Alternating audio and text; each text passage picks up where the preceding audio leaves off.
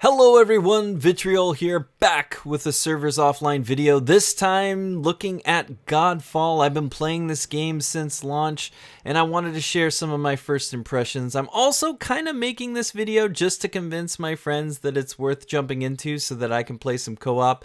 So that's right, if you're hearing out there, you know who you are. I hope you enjoy what I've put together. So let's get right into it. So Godfall is a looter slasher put out by Counterplay Games and Gearbox, and it is filled with all kinds of things that I will try to explain here shortly. The main thing is that you have Valor Plates. These are kind of like your class system in the game, so as you equip Valor Plates, they give you various perks. There are 12 in total that you can unlock as you play through the game. Each plate varies in the damage that it does, so it either focuses on an elemental damage or in some cases breach or soul shatter. I can't even say that right. Breach and soul shatter I'll explain in a bit, but we all know elemental damage, so poison, they have chill, water, a number of other ones, bleed, those types of things. So each plate does that type of damage. And again, it's kind of nice that you could switch up these at random depending on which play style you'd like to focus on. So no major story spoilers, but just know that there are realms that you're going to have to battle through for various quests. There are story quests, there are unique quests which allow you exploration, hunt missions, boss missions, and of course story missions to progress the story. You can jump back and forth between these at any time, so it's really nice that you can kind of level up playing side things like the hunt or the unique exploration before jumping into the story or a boss fight. There are 3 main difficulties: easy, normal, and hard. Normal is the default. It's the only one I've been playing so far. I haven't tried easy and or hard, but hard looks promising with that enemies drop more loot, especially because this game pretty much showers you in loot consistently, which is really nice for a looter game, and a lot of it is equipable.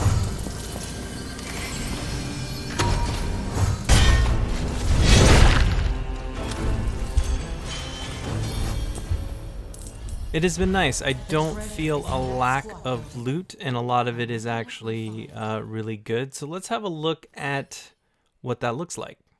The main loot categories are weapons, life stones, rings, charms, amulets, banners, and augments.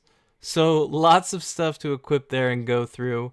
Each one offers varying buffs as far as what type of damage, resistances. So there's a lot to work with, and so far I've enjoyed the system very much. I'm still early days. I just got my first piece of legendary gear and been slowly upgrading some pieces, building along. I did read an article from the developers which commented that it is a tinkerer's dream. There is a lot of stuff to work with here, and case in point, let me show you the skill tree. Now, tree's a bit of a misnomer. It's more like the skill map.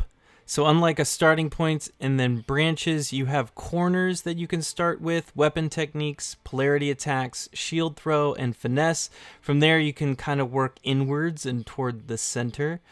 Now, key thing here is this actually unlocks your abilities. And so early in the game, you really want to be opening your weapon techniques, your polarity attacks, the finesse moves, your weak points, and your shield throw in order to really start to open up the combat system. Otherwise, you are just mashing R1 and R2. And so this really starts to allow some techniques, which gets really deep. The combat in this really rewards... You know what? It's hard to tell you. Let me just show you. If you just go charging in button mashing, you're not going to, 1, do a lot of damage, and 2, you're gonna die a lot. Now, with the PS5, you get up real easy and you can get back into it. But again, if you're just going in and pushing buttons, you're gonna die a lot.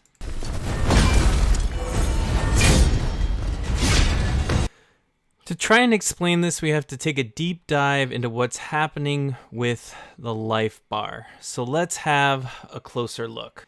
Now, this may be one of the most complex life bars in any game that I've played. So instead of just a red line, you start with the red line, but then you get this little white section over here on the right, which slowly moves to the left. You get underneath a yellow section, which fills, and then you get symbols underneath. So the symbols are obvious. Those are the status effects. The top bar represents the soul shatter, and the bottom bar is the breach. Hitting with R2 fills the breach bar, leaving them open for a finishing move by tapping R3. Rapidly pressing R1 will fill the soul shatter bar, and then if you end with R2, it will cause them to explode like so. Wait, there it is. Boom. Switching between these techniques is really key in order to get through the enemies. There's also weak points, which I don't even know how I'd explain it in a video, but if you successfully hit a weak point, it knocks them back onto the ground. Here you can see the weak point is highlighted. I just hit one there and got the death blow. You can get weak points by parrying with L1 or by sliding around with X, showing you the weak points. All in all, I'm still early days. There's techniques, there's all kinds of stuff. It's actually quite extensive, and so I'm getting used to it myself, but it is a lot of fun. So if you're into running around, hacking people up, and getting better and better loot, then this is a game that I would recommend you check out. The level design is beautiful, lots of great stuff taking advantage of the PS5, and a lot of complex combat if you're into that type of thing. But that's it for now. Hope you enjoyed the video. Like, comment, and subscribe below, and you have an excellent day.